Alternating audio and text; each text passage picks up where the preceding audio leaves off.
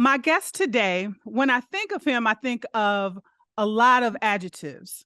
I think of Mhm. warm, fuzzy, soulful, velvety, and most of all, I think about Chicago. Welcome to the show, my friend, BJ, the Chicago Kid. What's up? How are What's you? goody?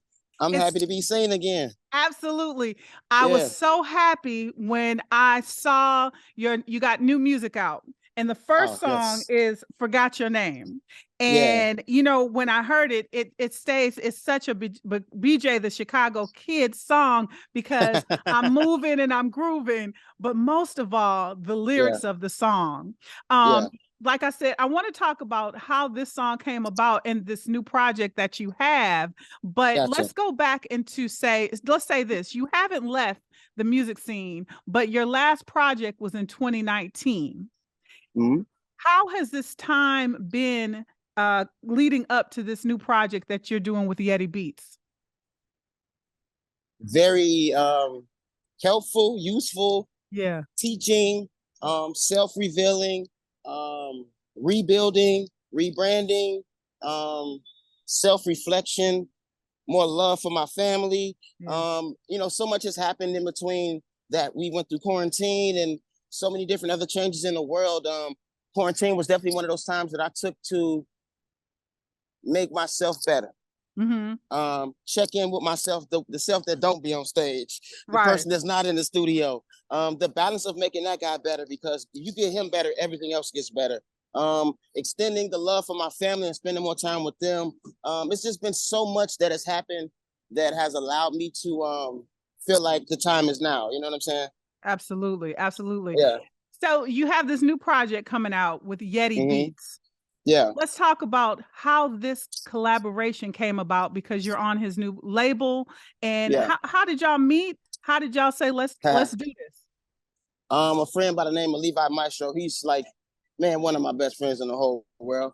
He introduced us some years ago and thought we would be cool friends. Thought we could make some incredible music as well. But he just had a feeling about introducing us, and that was the first step. So I went to meet him. Actually, I actually met Doja Cat the same day. It was so crazy, so weird. But I went to Yeti Beat Studio and I met Yeti, and we made a song that day, but we didn't make any more music since then. Crazy. 3 4 years passed, and we still connected. We still kept in contact. We always knew that we wanted to do an album together. Yeti wants to do a soul album with an incredible voice, and his style of soul production with the super friends that he had in mind as well, And he called me one day, was like, "Yo, it's time." I was like, "What you mean?" He was like, "Everything we've been talking about, it's time to do it. Let's do it. I got an idea. You want to pull up on me?" So I pulled up to his crib and he broke down his vision and he asked me, what did I feel about the vision? What could I incorporate to the vision? What was my vision?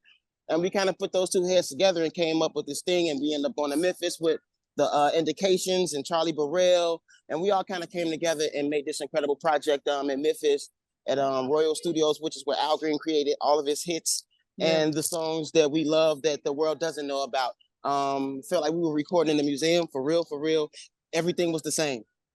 Yeah. Everything was the same. Even the tap that you hear on that, that, that, that, that. The tap is an old Coca-Cola wooden box that's still sitting in the corner in that studio. You know what I'm saying? Wow. Yeah. Like that thing should be in the Smithsonian Museum. You know what I'm saying? So Yeah. like it was an incredible process. Even coming back to LA, finishing and touching up some of the other records. But Forgot Your Name was one of the first 3 songs we did. Yeti wrote that hook. I did the verses. It was just like it was too natural. It was too effortless. It was just very fun and easy. Let's talk about that song, Forgot Your Name, because Yeah. BJ, when you write lyrics, you really are, we can see it. It's Thank you. very, the vision is there. Let's talk about this real thing about I forgot your name, because this song is about being in the club, meeting Yeah. someone, and y'all connect, and you forget their And name. the good time takes over.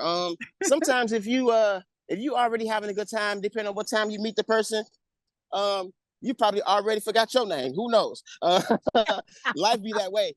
I think it's the honesty. I think it's the vulnerability. I think it's the having a good time so much that something so natural that's easy to remember slips away. Yeah. But you have to confess because you don't want her or the person that you're interested in to slip away. You would love to have another good time, but remember.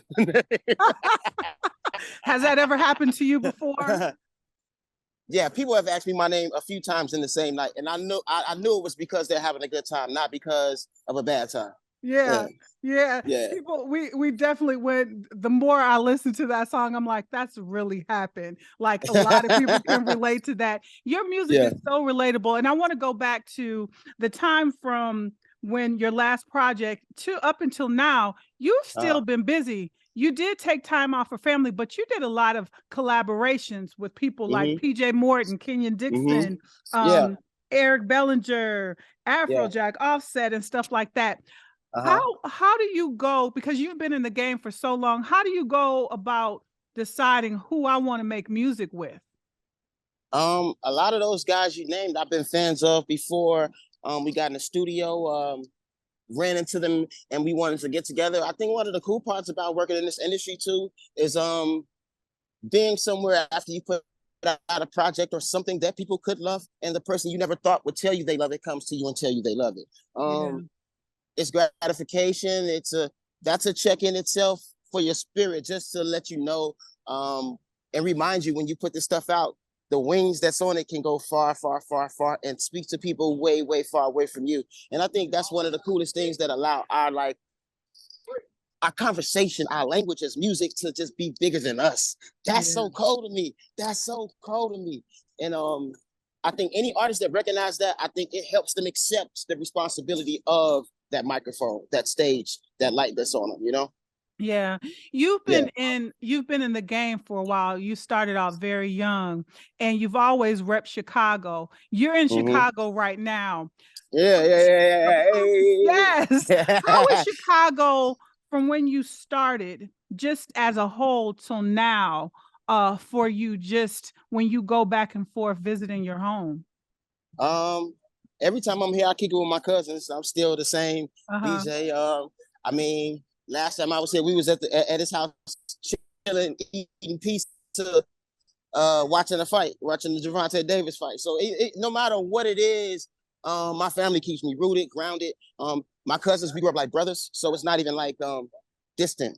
They there whether you want to or not. They find out where you are and they shows up. And you need that love. That's the support you need. That's the support they need in return. I drop everything to come back for these weddings and everything as much as I can. I'm going to Men's Warehouse to get suited too. Yeah, I'm doing the same thing everybody else do. There's no big I, little you. It's none of that. These are the people that make me and support me. And without their support, I really don't think y'all would have me. For real, for real. My family is everything for me. Yeah.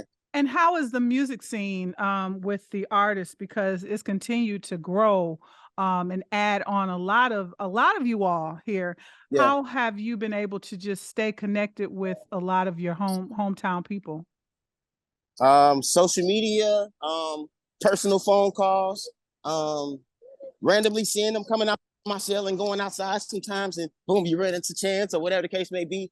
But I feel like that's like the other part of that's the balance of creating. You can't just put out music and stay in the house and think that's gonna do it all too. Sometimes you got to get out. You got to go say what's up. You might have to fall through for 5 minutes and jet back out. But those things create and remind other people of what's going on with you and how to incorporate you.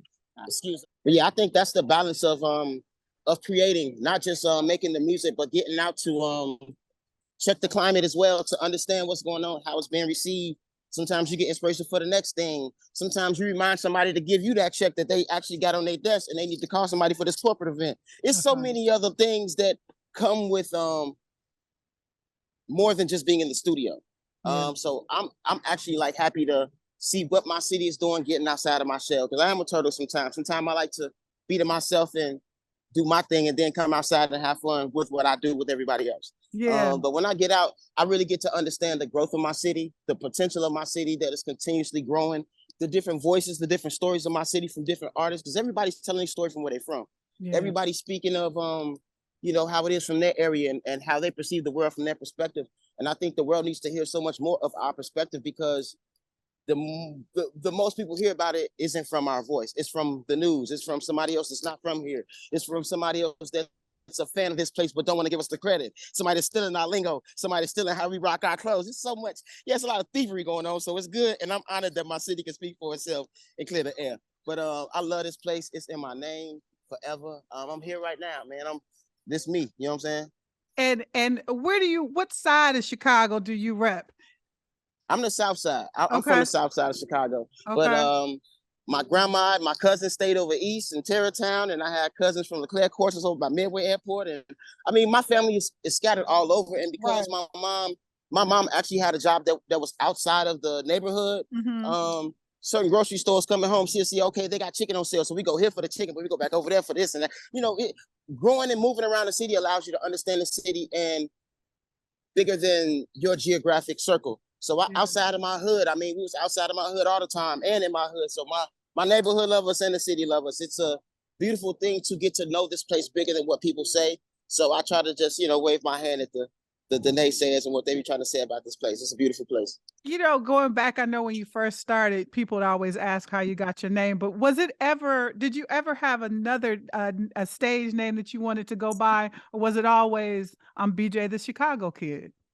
It was at least just BJ, because that's what my mom and them called me as a kid. Initials for my first and middle name. So simple, so easy. I think that also, the more I got older, that was the thing that kind of, I realized why I needed that break of quarantine, because it's the same name that my mom called me. So if I'm standing right here on the street, somebody be like, BJ, I'm going to look. It's never been a name like Drake. Like it's not a separate name than my artist name. And the older I got, I began to understand the wear and tear that can do to a person, because there is no separation. So quarantine was beautiful for me. I loved it. I hugged it. I embraced it. I look back and thank God for it. And I still continue the work that was started during then. I don't think that was the end. So I'm continuously moving forward. I'm happy with the new BJ. I love the guy I see in the mirror. I really do. Yeah. You sound like it. I hear it all through your voice. I want to talk more about this new project coming out. What's up? Let's talk about this next single, the new single that's out, Liquor Store in the Sky. All right. A beautiful tribute. Another soulful song that I feel it in my bones. I know, like everyone else who is a fan of yours and your new fans. How did you and Yeti Beats put that song together? I'm not even gonna lie. I gotta give all the credit to Mr. Charlie Burrell. Charlie Burrell is an incredible producer, artist, musician.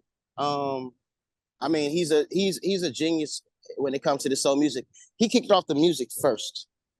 Me, myself, in my phone, I have, like producers have, drum sounds and all that. I have song titles and catchphrases and a couple sentences that take my mind in certain places when I'm hearing and writing and creating. And that song title has been in my phone for at least 3 years. Before then, I just need to hear the right music to kind of help me tie that thing together. Charlie Burrell started that music. I was like, oh my God, this is it. This is it. That whole session, though, I was going through that phone for certain song titles or ideas or concepts that I knew I've been not necessarily sitting on, but just couldn't wait to use that I had. That was just, I mean, I heard it loud and clear when I heard it, and I put it down for something. I know it's got to be useful for something. Yeah. And Liquor Store in the Sky was one of those things. I think also the title of the song just kind of, it answers a lot of questions. You know how Black folks is at the liquor store. That's the Kinkaid place. That's the beat place. It's so much happens at the liquor store. You know what I mean?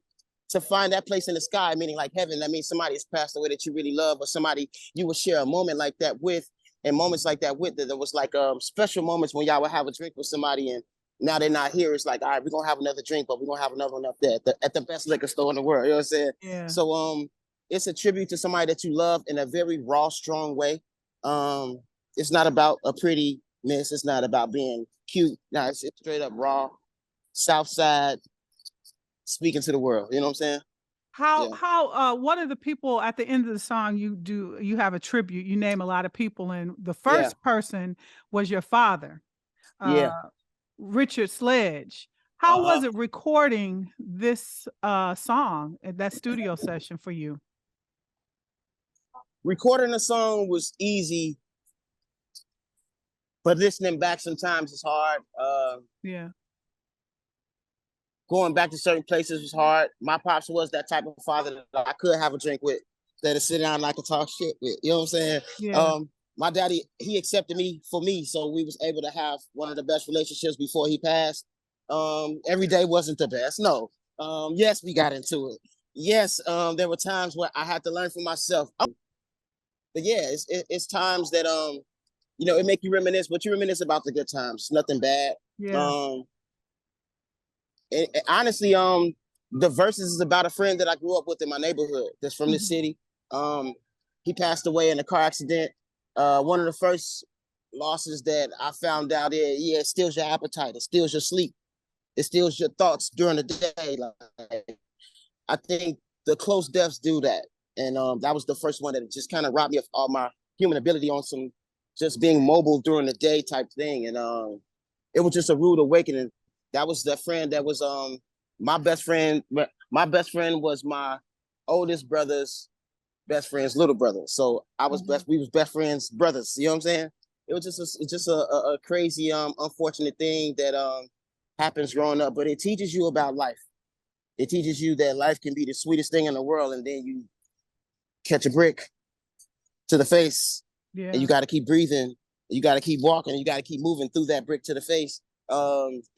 Some lessons in life are very harsh, but we have to have them, and it teaches us to be very resilient, strong, committed to the main plan, and we do it for those people we lost as well. So all of that kind of wraps up a beautiful story. Crazy story, very in depth, but it's still a beautiful story.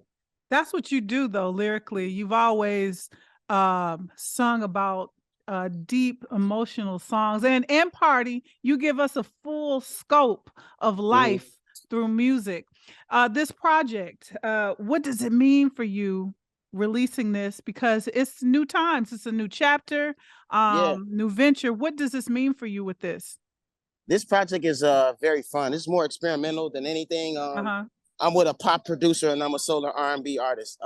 He's with a solar R&B artist that's very raw and gritty, and he deals with pop artists. So it's more us having fun together, more experimental. It's more artistic than anything. Yeah. Yeah. Was it any times in this recording progress that that you all really had to take a moment to give some freedom, and being that he is a pop producer, and let him produce you? Absolutely, and that's what I wanted. Yeah. I came here also to get something that I never had before on myself and on my own. I came here to learn something from him. I would think it's times where he learned from me as well. So that's what it's about. Him inviting his friends to a party, and me inviting my friends, and let them come and kick it together. Yeah. What are you looking forward to? Because you've done a lot. You've toured all over the world. You've had moments. What's on the vision board with this new project and new chapter of music for you?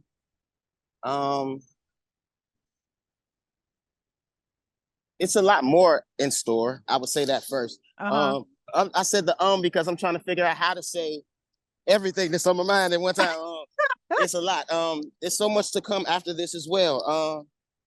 I worked and recorded through that quarantine moment, so I got a chance to flush out some of that stuff that I told you I ended up making better. And some moments I wasn't proud of, I was able to sing about it and write about it. And people I miss, I was able to write about it. Not liquor store in the sky. I'm talking about it more in a intimate way.